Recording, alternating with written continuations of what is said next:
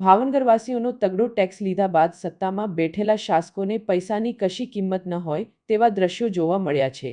ભાવનગર શહેરમાં ધોળા દિવસે સ્ટ્રીટ લાઇટો ચાલુ હતી, જેને પગલે વીજળીનો વેડફાટ થતો હતો।